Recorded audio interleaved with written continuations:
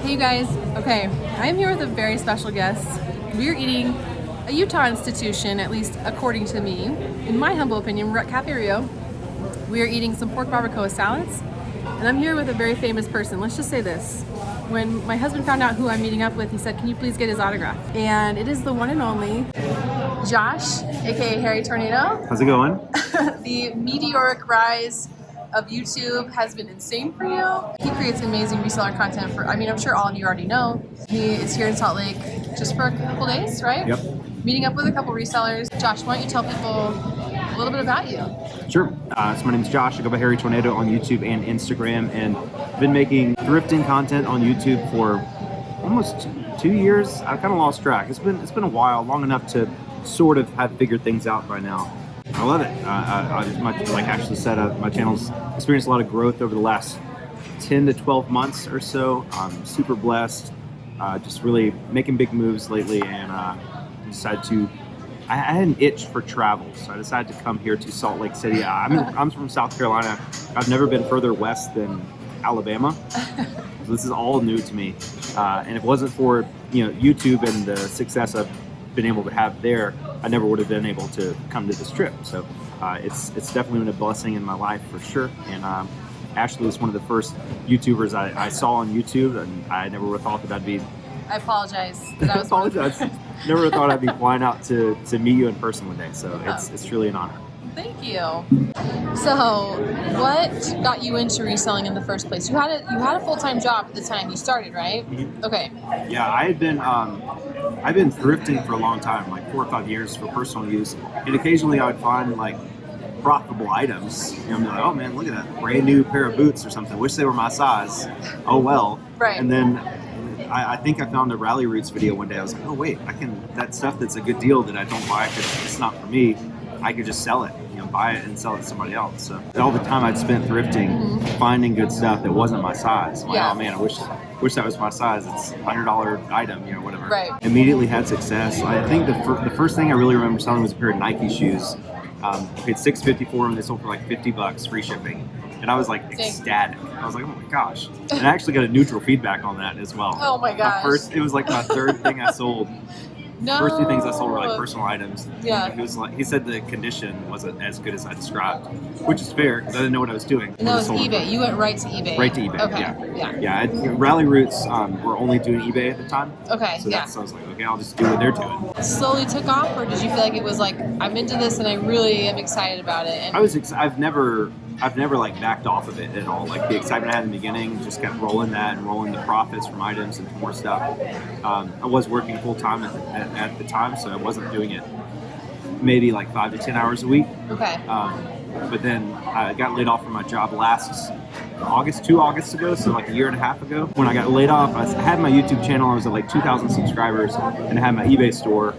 And I was making like $500 a month with eBay. Yeah. When I got laid off, I was like, oh, we'll just try it and see what happens. So it was August. It was a perfect time to try full time because it's right at the beginning of Q4. Yeah. It's a really good time. And were you scared when how did you feel when you were laid off? I was very shocked. It was totally unexpected, but I wasn't scared. I remember like sitting in the room after they told us because they wouldn't let us go back to our desk, and I was sitting there. I was like, I guess this is my opportunity to like try out reselling. I didn't think YouTube would be such a significant part of my income. I was like, I could probably make it with reselling. It was. My wife and I had an agreement to get to January and then see where the numbers were to see if I could continue, and it was good. January was actually the first month I made more money than I would have at my job that I was laid off from. That's just a few months later. That's crazy. Yeah, it's really good. Okay, so your YouTube channel has blown up. It's huge. It is what I aspire to. It's what a lot of people aspire to. Do you have advice for someone starting a YouTube channel on how to make it grow like yours? Or, how much was luck? How much was your hard work? I don't like to believe in luck. I think it's hard work. But yeah, I think there's a little bit of luck involved because I've had some videos that YouTube clearly like pushed out randomly.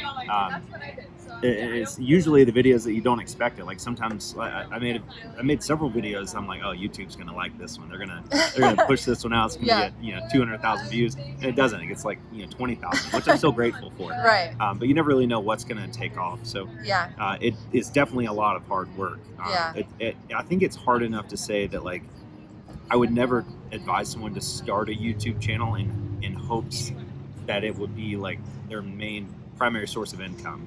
You just have to think about all the channels that have started, especially in the last 2 years. Even in just the reselling industry, I mean, there's so many people that have started a channel, which is great, but that just makes it harder for a new person to be found, especially if you're making the same content as everybody else. So I think everybody should try a YouTube channel. You never know if it's gonna take off. I never would have thought that I would have been a full-time YouTuber. Graham Stephan, Ashley and I both watch him. He was Love him. talking about on Reddit forums a couple years ago. I'd say maybe 5 or 6 years ago. People were telling him to start a YouTube channel, and he's like, I wouldn't be good at that. And now he's a full-time YouTuber making $300,000 a month or whatever. I mean, it's crazy. I don't want to get too much into the numbers, but YouTube, there's a ton of money in YouTube, more money than you could ever imagine. Having the ability to create videos and enjoy the process of being on camera and editing those videos into something like you're proud of, and then having those videos not only help people and help other people start their own reselling business, but also have those videos make lots of money.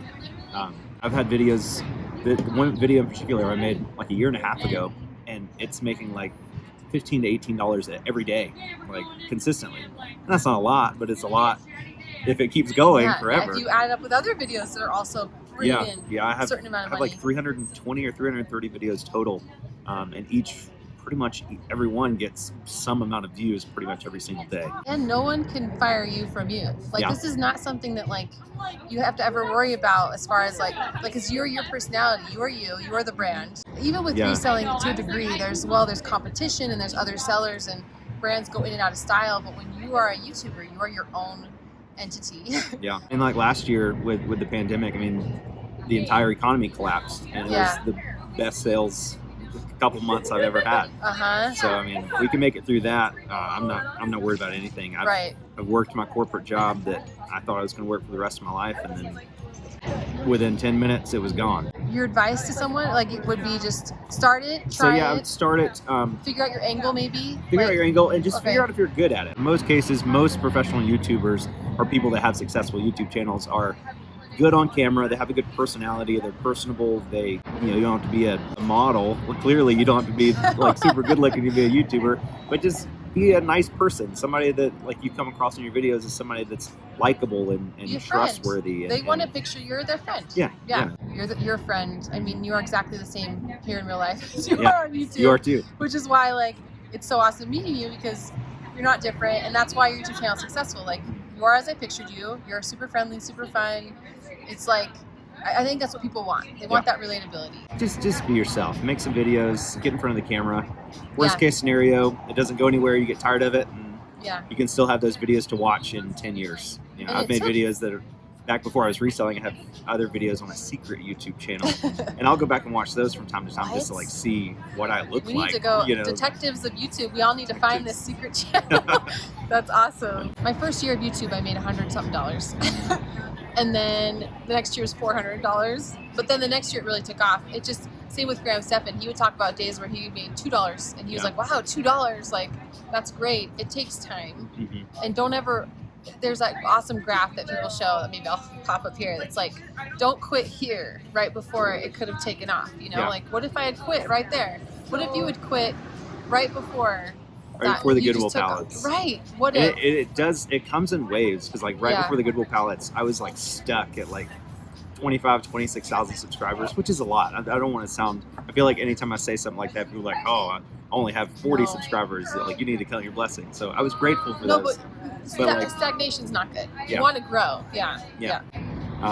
And I was like, instead of getting sad and wanting to quit, I was like, what? I need something to like give me another boost. And I found the Goodwill pallets, and then I found the Amazon Overstock stores, and I've just been trying to find new content that people aren't tired of yet. You have to realize that there's competition out there, and YouTube is a free market. Yeah, people are not. They'll never just watch your channel out of kindness in their hearts. Like, you might be able to get 1,000 subs. You might be able to get monetized with that way, but you're never going to make serious money with it. And that's what's great. Well, that's kind of why I love YouTube. Is it's very honest. The YouTube, like, there's no like, oh, the algorithm hates me. It's like, no, your video just wasn't that good. That's like what I always tell myself. It's on me. Like, sometimes I'll make videos knowing that they're going to perform more poorly than others, just based off the content and title. I don't want to be too clickbaity, so I'm like, I'll just be honest with the title, like, hey, I'm gonna go to the Goodwill bins today and not really find anything. Yeah.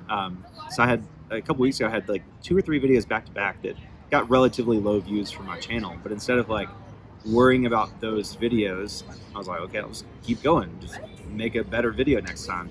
And then going through my channel, it's like those 3 videos, I think it's like 12,000 views, 15,000 views, 10,000 views, but then the next one was like 37,000 views. The next one after that was like 28,000 and like 45,000. So it's just don't get caught up on the bad videos. Just I focus more about the future content than I do about the performance of the past content. Because otherwise it's very soul crushing. Yeah. It's better to look ahead and keep planning ahead than looking back going, why is nothing working? Or, I mean, once I post a video, like I usually premiere a lot of my videos. Once I'm done with the premiere, I'm already thinking about the next video. And okay, before I take up too much of your time, can you tell us some of your favorite things to resell? Maybe some of the best things you've sold? Some of the best things I've sold. I mean, my golf club haul recently was really good. I found a guy on Facebook Marketplace selling a lot of golf clubs. Hey, $1,260 for the lot, and so far we've made back the investment and have a profit of almost $2,900 now. Dang. And we still have probably 120 clubs left and some other accessories. So that's probably been my best haul, like in terms of like a bunch of stuff, one purchase. Of course, I like selling video games, small electronics, anything that sells fast. That I found that sealed Google Nest or whatever today at the thrift store, $3. It's not worth a lot, like 25, but I love selling stuff like that. Oh yeah. 2 pictures, front and back, listed. So it's easy. going to sell in 2 days. Yeah. So fast. Absolutely. Love selling that stuff. Anything that sells fast, even if it's not a lot of money, anything that sells fast is always good. And fast sales, even if they're small sales, bring in more sales. Yeah. Like that's what people, don't be snobbish about $10, $15 sales. Those bring in the $50 sales, the $60, $70, $100 sales. So All adds up. awesome. Thank you, Josh. Okay, Absolutely. So you're Harry Tornado. Harry Tornado, If everyone Instagram and doesn't- YouTube. Instagram and YouTube, Harry Tornado. If you don't subscribe immediately, I will send you hate mail personally. This is so important. Okay, that video cut out at the end. But I want to thank Josh for an awesome time. We went thrifting together. If you want to check out the thrifting video, go check out his channel. He's going to upload a video all about us thrifting and what we found. Don't forget to subscribe to his channel if you like reselling content. He is so awesome. He's very relatable. Very real and relatable content when it comes to thrifting and reselling. Definitely show Josh some love and leave some comments below and check out his channel for sure. Take care, you guys, and I will catch you next time.